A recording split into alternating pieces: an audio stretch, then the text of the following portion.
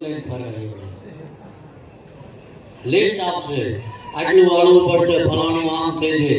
તમારા જેવા હરક પદુડા હોય કે બાપુ ચેક કરી લેજો કઈ રેજતું નથી ને, તારામાં મીઠું રેજ્યું, બીજું કઈ નહીં.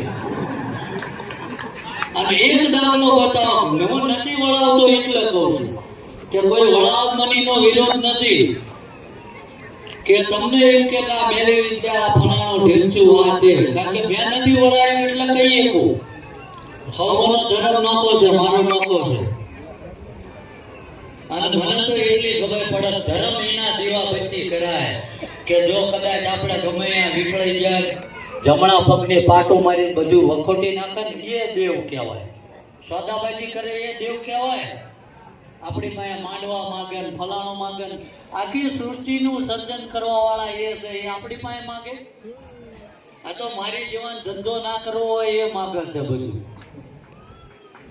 ભગવાન માંગે છે એ દીકરા બધા ઉપરથી પડ્યા એના ગરમ નાળિયેર નાખે.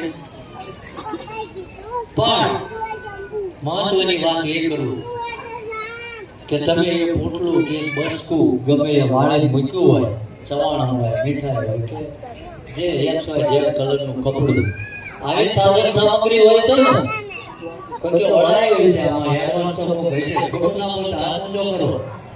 હા, ઘણી જગ્યાએ અડધા સમય માતાને દાદા જોવાનું છે